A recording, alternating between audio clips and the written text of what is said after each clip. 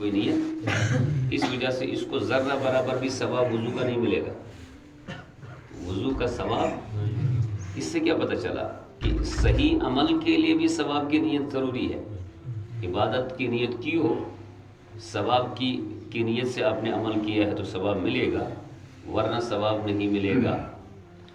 پتہ چلا ہر عمل کی نیت کرنی چاہیے کہ یا اللہ میں یہ عمل تیری رضا کے لیے کر رہا ہوں.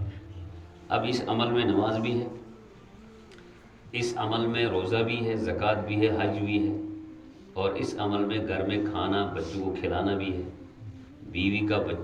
شوہر کا بیوی کا نان و نفقہ برداشت کرنا بھی ہے، بیوی کے لیے شوہر کی خدمت کرنا بھی ہے، والدین کے لیے بچوں کے حقوق ادا کرنے بھی ہیں، اولاد کے لیے ماں باپ کے حقوق ادا کرنے بھی ہیں، دوست کے حقوق ادا کرنا ہے وہ بھی اس میں شامل ہے، ہمسایوں کے حقوق وہ بھی اس میں شامل ہے. یہ تمام اعمال اس میں شامل ہے. ثواب کی نیت کی ہے تو ثواب ملے گا، ورنہ نہیں ملے گا. ایک تو یہ کہ ہر عمل میں ہم کس کی نیت کریں گے؟ ثواب کی. دوسرا یہ کہ وہ عمل جو آپ کریں گے ثواب کی نیت سے اور عمل صحیح ہو تو وہ شریعت کے مطابق ہونا چاہیے. اگر ثواب کی نیت سے عمل کیا اور شریعت کے مطابق نہیں ہوا تو ثواب کی نیت کرنا کچھ نہیں کرے گا، الٹا گناہ ہوگا. الٹا کیا ہوگا؟ چکھا وہ نماز ہی کیوں نہ ہو. دن میں کتنے نمازیں؟ 5 اوقات میں 3 ایسے اوقات ہیں جس میں نماز پڑھنے کی اجازت نہیں ہے. نمبر 1 طلوع آفتاب، نمبر 2 ظہر سے کچھ منٹ پہلے کا وقت، ظہر کے شروع ہونے سے پہلے کچھ منٹ، 5 منٹ یا 6 منٹ کا وقت جس میں مکروہ ٹائم کہلاتا ہے، اس میں نماز جائز نہیں. اور غروب آفتاب 15 سے 20 منٹ. ان اوقات میں نماز پڑھنے کی اجازت. یہ جو نماز کا عمل ہے یہ اچھا ہے یا خراب ہے؟ یہ تو اچھا ہے، مگر چونکہ آپ اور ہم شریعت کے غلام ہیں، جب ہمیں شریعت کہے گی نماز نہیں پڑھنا ہے تو پڑھنے سے آدمی گناہ گار ہوگا. اب دوران طلوع آفتاب و غروب آفتاب اور استواء مکروہ ٹائم میں مشابہت کی وجہ سے محمد رسول اللہ صلی اللہ علیہ وسلم فرمایا کہ ان اوقات میں نماز نہیں پڑھنی ہے. اب ایک آدمی کہتا ہے میں بڑا مخلص ہوں، مجھے تو نماز کے بغیر چین نہیں لگتا، تو یہ ان اوقات میں بھی کھڑے ہو کر کیا پڑھتا ہے؟ تو وہ نماز جب پڑھے گا اس نماز پڑھنے کی وجہ سے اس کو ثواب ملے گا یا گناہ ملے گا؟ گناہ ملے گا. کیوں؟ مخلص تو ہے یہ آدمی مگر کام اس کا شریعت کے مطابق نہیں. تو 2 چیزیں مکمل ہوگی. ایک تو نیت عمل کی ہو، دوسرا اس عمل میں جب نیت کر کے اس کو کریں گے تو وہ عمل شریعت کے مطابق. کس کے مطابق؟ شریعت کے مطابق. شریعت کے مطابق نہیں ہوا تو عمل صحیح نہیں. ایک آدمی جانور کو ذبح کرتا ہے، 4 رگیں کٹنی ہے یا 3 رگیں کاٹنی ہیں، تو اس نے چاقو لے لیا ہاتھ میں. اب اس کو کیا پڑھنا ہے؟ بسم اللہ اللہ اکبر. اب جو ہی اس نے چاقو لے لیا اس کی بوڑھی ماں آ گئی، بوڑھا دادا آ گیا، باپ آ گیا، بیچارے دونوں مخلص ہیں. آ کر دونوں نے چاقو پکڑ لیا. کسائی کا بھی ہاتھ ہے، اب اس باپ کا بھی ہاتھ ہے، اس ماں کا بھی ہاتھ ہے. کتنے ہاتھ ہو گئے ایک چاقو میں؟ وہ بوڑھے ماں باپ چاہتے ہیں کہ ہم بھی شریک ہو جائیں، لیکن جو ہی اس نے بسم اللہ اللہ اکبر کسائی نے کیا، ماں باپ نے دونوں نے مل کر یاد ہونے کے باوجود بسم اللہ اللہ اکبر، تو پورا جانور حرام ہو گیا. پورا جانور کیا ہو گیا؟ حرام ہو گیا. اس میں چونکہ کسی کا مخلص ہونا یہ کافی نہیں ہوتا ہے جب تک کہ مخلص ہونے کے ساتھ ساتھ عمل شریعت کے مطابق نہ ہو. پھر شریعت کا کیا فائدہ ہوگا؟ اسی لیے گاؤں میں جو بدعات ہوتی ہیں وہ حرام ہوتی ہیں. بدعات کیوں حرام ہے؟ وہ شریعت کے مطابق نہیں ہوتی.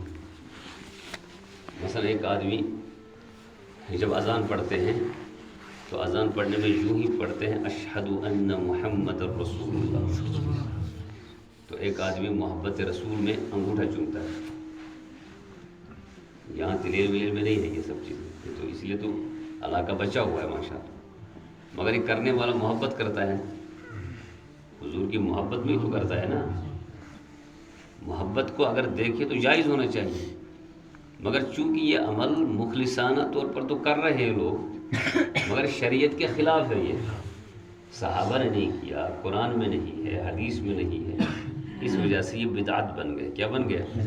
تو بدعت کو آپ کتنے بھی اخلاص میں کرو تب بھی وہ بدعت ہے، تب بھی وہ کیا ہے؟ تب بھی وہ بدعت ہے۔ تو یہ دو باتیں سمجھنی ہیں پہلے، کہ ہر عمل سے پہلے نیت اللہ کے لیے۔ آپ اس مجلس میں جمع ہیں، آج کے دن جمع ہے سنیچر کو، کیوں جمع ہے وہ آپ کو طے کرنا ہے۔ اگر آپ اس لیے جمع ہیں کہ آج کے بعد ہمیں یہ کام نہیں کرنا ہے، یہ رسمن کر رہے ہیں، ٹھیک ہے نا، دوسرا سال جب آئے گا تب جمع ہو جائیں گے، تو یہ رسم ہو جائے گی۔ یہ کیا ہو جائے گی؟ رسم ہو جائے گی، اور رسم بعد میں بدعت بن جاتی ہے۔ تو آج آپ اس لیے جمع ہیں کہ ہم سمجھیں کہ اللہ کا کام، اللہ کے لیے کام، محمد رسول اللہ کا طریقہ ایک ایسا طریقہ اور ایسا نظام ہے کہ جو ہمیں ہر دن کرنا، ہر گھنٹے کرنا ہے، ہر سال میں ایک مرتبہ نہیں کرنا ہے، اور کرنا ہے یا اللہ تیری رضا کے لیے۔ کس کے لیے؟ اللہ تعالیٰ۔ اور پوری زندگی کے اندر جو تبدیلیاں لانی ہیں وہ آپ کو خود پیدا کرنی ہے، تبدیلیاں لانے کی کوشش آپ کو خود کرنی ہے۔ جب تک بحیثیت مسلمان ہم اپنی ذمہ داریوں کو نہیں نبھائیں گے، تبدیلیاں نہیں لائیں گے، اللہ بھی تبدیلی پیدا نہیں کریں گے۔ وہ ہے کہ ہمیں ارادہ کرنا ہے اس کا، کیا کرنا ہے؟ ان اللہ لا یغیر ما بقوم حتی یغیروا ما بانفسہم، اللہ کسی قوم کی حالت کو نہیں بدلتے ہیں جب تک کہ وہ اپنی حالت کو درست کرنے کے لیے خود تیار نہ ہو۔ خود بخود زمین میں فصل تو نہیں اگے گی، لکڑیاں خود تو نہیں آئیں گی، بکرے اور بکریاں جنہیں والا جا کر جنگلوں میں خود چریں گے نہیں جب تک کہ کوئی ساتھ نہ ہو۔ گائے سے اور بکری سے اور بھیڑ سے جب تک دودھ نہیں دوئیں گے تب تک خود تھوڑے گھر میں لا کر وہ چھوڑ دیں گے۔ وہ ہے کہ ہر چیز کے لیے خود کوشش کرنا ہے۔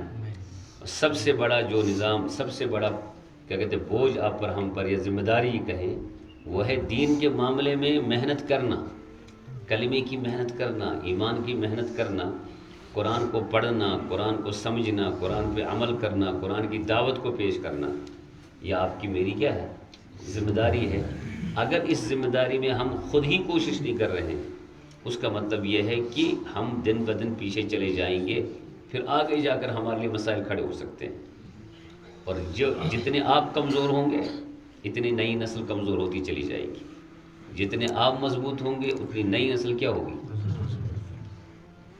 دیکھیے، انسان کو سب سے زیادہ اللہ تعالیٰ نے جس چیز سے نوازا ہے وہ ہے بحیثیت انسان وہ اشرف المخلوقات ہے۔ لیکن انسانوں کی دو کیٹیگریاں ہیں، مسلمان، غیر مسلم۔ اللہ نے جن کو ایمان دیا، داخل ہوا ان کے دلوں میں ایمان، وہ اللہ کے یہاں عظیم ہے۔ ان الانسان لفی خسر، تمام انسان خسارے میں ہیں، الا الذین آمنوا، وہ لوگ کامیاب ہیں جنہوں نے ایمان لایا۔ جنہوں نے کیا لایا؟ ایمان۔ آپ اور ہم الحمدللہ کیا لا چکے ہیں؟ کس پر؟ اللہ پر، اللہ کے رسول پر، فرشتوں پر، انبیاء پر، کتابوں پر، آخری کتاب قرآن پر۔ تو ایمان اعتبار سے ہم الحمدللہ اللہ کے یہاں مقبول ہیں۔ اب اس ایمان کو بنانے کی محنتیں کیا کریں گے، کیسے کریں گے؟ قرآن نے تو پہلے خود ہی بتا دیا کہ ایمان بنے گا اعمال سے، وعاملوا الصالحات۔ کس سے بنے گا؟ اعمال۔ اب اعمال کیا ہیں؟ انسان کا ہر عمل اس کو ایمان بنانے کا سبب بنے گا۔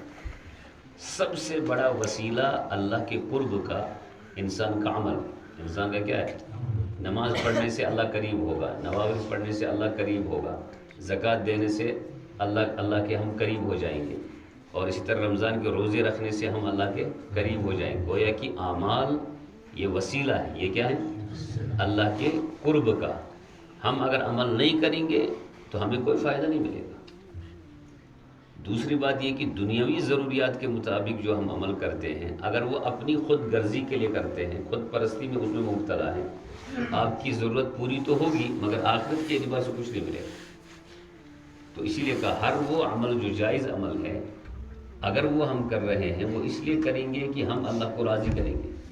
اسی لیے کہا گیا کہ اگر آپ اپنے ہاتھ سے بچے کے منہ میں لقمہ ڈالیں گے وہ بھی صدقہ ہے، بیوی کے منہ میں لقمہ ڈالیں گے وہ بھی کیا ہے؟